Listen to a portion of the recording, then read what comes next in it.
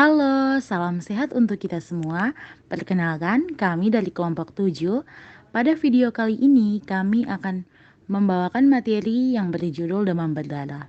Video ini merupakan tugas pada mata kuliah Psikologi Kebencanaan. Simak baik-baik videonya, teman-teman. Baik, saya akan menjelaskan mengenai pengertian demam berdarah.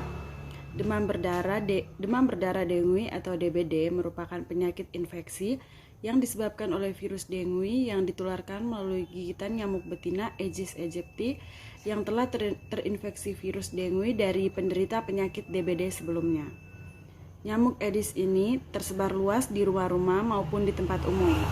Hal tersebut menjadikan DBD menjadi masalah utama di Indonesia yang harus segera ditangani. Baik, perkenalkan nama saya Maria Angkrinitmania. Selanjutnya, saya akan menjelaskan mengenai gejala-gejala demam berdarah.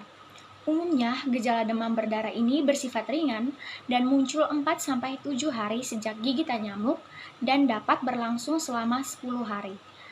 Terdapat beberapa gejala demam berdarah meliputi yang pertama, demam tinggi mencapai 40 derajat Celcius, yang kedua nyeri kepala, yang ketiga nyeri pada sendi, otot, dan tulang, yang keempat nyeri pada bagian belakang mata, yang kelima nafsu makan menurun, yang keenam mual dan muntah, yang ketujuh pembengkakan kelenjar getah bening, yang kedelapan ruam kemerahan sekitar 2-5 hari setelah demam, yang kesembilan kerusakan pada pembuluh darah dan getah bening, dan yang terakhir pendarahan dari hidung, gusi, atau di bawah kulit. Selanjutnya akan dijelaskan oleh teman saya. Berikutnya saya akan menjelaskan terkait dengan faktor-faktor penyebab penularan demam berdarah dengue atau DBD. Jadi terdapat 3 faktor utama yang memegang peranan pada penularan infeksi virus dengue ini, yaitu melalui manusia, virus, dan juga faktor perantara. Nah, faktor perantara di sini terdiri dari lingkungan rumah, lingkungan biologi, dan juga lingkungan sosial. Jadi saya akan menjelaskan faktor penyebab penularan pertama, yaitu melalui virus. Nah, virus dengue ini ditularkan kepada manusia melalui nyamuk Aedes aegypti, Aedes albopictus, dan juga Aedes polynesiensis. Jadi, Aedes ini dia mengandung virus dengue pada saat menggigit manusia yang sedang mengalami viremia.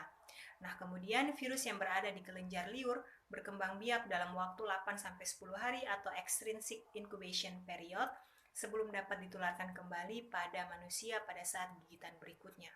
Nah, sekali virus ini dapat masuk dan berkembang biak dalam tubuh nyamuk tersebut, maka akan dapat menularkan virus selama hidupnya. Faktor yang kedua yaitu melalui manusia. Nah, pada manusia, penularan penyakit ini akan terjadi karena setiap kali nyamuk menggigit.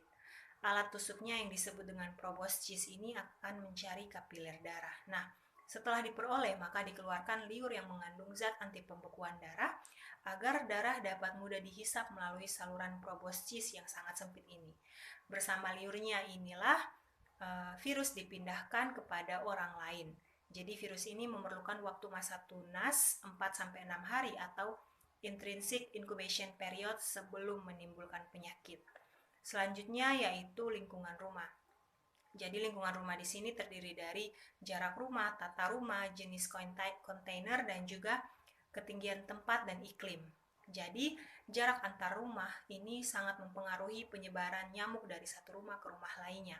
Semakin dekat jarak antar rumah, semakin mudah nyamuk untuk menyebar dari rumah ke rumah. Nah, bahan-bahan pembuat rumah, konstruksi rumah, warna dinding, dan pengaturan barang-barang dalam rumah dapat menyebabkan rumah tersebut disenangi atau tidak disenangi oleh nyamuk.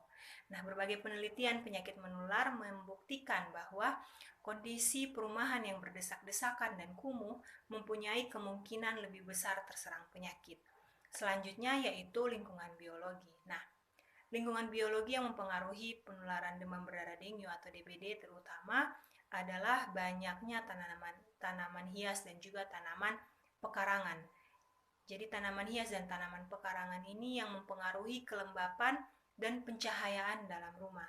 Nah, adanya kelembapan yang tinggi dan kurangnya pencahayaan dalam rumah merupakan tempat yang disenangi nyamuk untuk hinggap beristirahat dan berkembang biak di situ. Kemudian yang terakhir yaitu ada lingkungan sosial. Jadi kebiasaan masyarakat yang merugikan kesehatan dan kurang memperhatikan kebersihan lingkungan, seperti kebiasaan menggantung baju, kebiasaan membuang sampah sembarang, kurang adanya perhatian akan kebersihan rumah dan halaman, terdapat genangan air yang tidak segera dibersihkan, jarang membersihkan bak penampungan air dan lain sebagainya. Jadi hal-hal tersebut itu yang akan membuat nyamuk berkembang biak, dan jika tidak diatasi segera maka akan dapat menimbulkan penyakit, salah satunya penyakit demam berdarah dengue ini. Dan juga dari lingkungan sosial ini ada kurangnya pemahaman akan bahaya DBD juga menjadi salah satu faktor orang dapat terserang penyakit demam berdarah dengue ini. Demikian yang dapat saya jelaskan. Perkenalkan, nama saya Barbara Ratukan. Selanjutnya saya akan menjelaskan demam berdarah menyerang siapa saja. Jadi, penyakit ini dapat menyerang siapa saja. Nyamuk biasanya menggigit di pagi hari dan di sore hari. Biasanya menyerang anak-anak berusia kurang dari 15 tahun, tetapi juga bisa terjadi pada orang dewasa, tidak terkecuali orang yang sudah lanjut usia atau lansia. Kementerian Kesehatan mencatat di tahun 2022, jumlah kumulatif kasus dengue di Indonesia sampai dengan minggu ke-22 dilaporkan 45.387 kasus. Sementara jumlah kematian akibat DBD mencapai 432 kasus. Perkenalkan, saya Hilgada Clara Lestari. Selanjutnya saya akan menjelaskan tentang cara mengatasi demam berdarah. Ada 5 cara yang dapat kita lakukan untuk mengatasi demam berdarah. Yang pertama, perbanyak minum air putih minimal 2 liter per hari. Yang kedua, kompres dengan air hangat. Yang ketiga, mengonsumsi obat pereda demam apabila demam tinggi, contohnya seperti paracetamol. Yang keempat, apabila dalam kurun waktu 2-3 hari gejala semakin memburuk, misalnya tampak lemas, muntah, mimisan, dan juga pendarahan pada gusi, segera memeriksakan diri pada pusat pelayanan kesehatan terdekat atau rumah sakit. Yang kelima, banyak beristirahat. Selanjutnya, cara mencegah demam berdarah atau DBD. Hingga saat ini, cara yang paling efektif dan efisien adalah dengan cara pemberantasan sarang nyamuk dengan menggunakan metode 3M+. Yang pertama menguras, yang kedua menutup, dan yang ketiga mendaur ulang barang bekas. Yang pertama menguras maksudnya adalah membersihkan tempat penampungan air seperti bak mandi, tempat penampungan air minum, tong air, penampungan air lemari es, dan lain-lain. Yang kedua menutup. Maksudnya menutup adalah menutup dengan rapat tempat penampungan air agar mencegah nyamuk untuk berkembang biak di dalam tempat penampungan tersebut. Yang ketiga, mendaur ulang barang bekas. Maksudnya adalah ketika barang-barang sudah tidak terpakai, misalnya tempat plastik, botol plastik, ataupun barang-barang berwadah lainnya yang dimana dapat menjadi tempat perkembangbiakan nyamuk, didaur ulang menjadi barang yang berguna, misalnya tempat sampah ataupun kerajinan tangan ataupun hiasan dinding dan beragam aksesoris lainnya. Selanjutnya, saya akan menjelaskan mengenai pengobatan demam berdarah. Di sini terdapat 8 pengobatan. Yang pertama yaitu mengonsumsi cairan dalam jumlah banyak, di mana kita ketahui bahwa dehidrasi pada pasien DBD bisa disebabkan oleh tingginya suhu tubuh akibat demam dan muntah, sehingga mengurangi cairan tubuh. Kondisi ini ditandai dengan mulut kering, kelelahan, kebingungan, dan menurunnya frekuensi buang air kecil. Cara mengobati dehidrasi pada pasien demam berdarah yaitu dengan memperbanyak asupan cairan, baik dari air putih ataupun jus buah-buahan. Yang kedua yaitu meminum Oralit. Sebagaimana yang kita ketahui bahwa Oralid mampu membantu mengembalikan keseimbangan cairan tubuh pada pasien DBD yang mengalami dehidrasi ringan hingga menengah.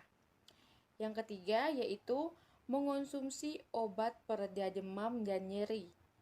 Obat pereda demam dan nyeri seperti parasetamol, di mana parasetamol mampu untuk mengurangi gejala-gejala yang dialami oleh penderita DBD. Yang keempat yaitu mengonsumsi jus jambu biji dan makanan sehat yang mudah dicerna. Buah jambu mengandung vitamin C dan trombinol yang mampu membantu mempercepat pertumbuhan trombosit.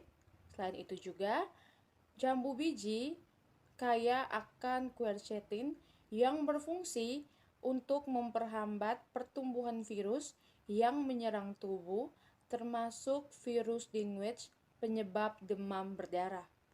Yang kelima yaitu minum suplemen dan vitamin. Selain dari sayur dan buah-buahan, untuk memenuhi asupan vitamin dan mineral, tambahan dengan mengonsumsi suplemen vitamin C, di mana suplemen vitamin C ini dapat meningkatkan sistem kekebalan tubuh, dan juga suplemen zinc itu untuk melawan penyakit demam berdarah.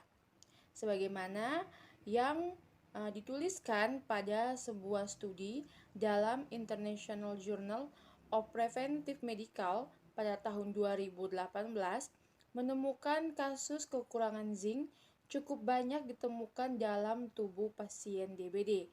Oleh karena itu, asupan suplemen mineral sangatlah penting untuk membantu mengatasi penyakit akibat infeksi virus ini.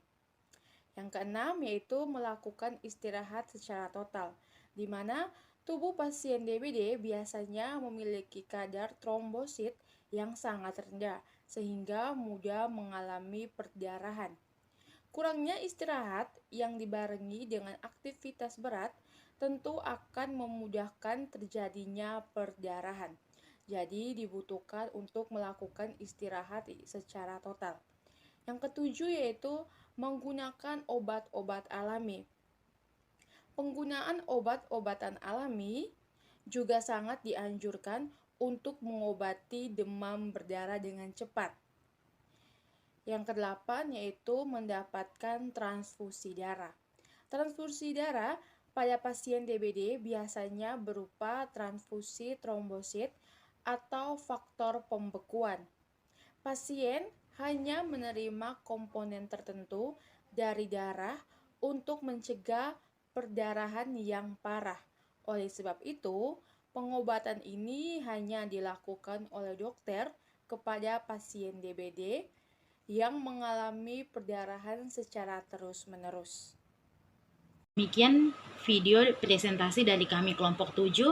Atas perhatiannya kami mengucapkan terima kasih.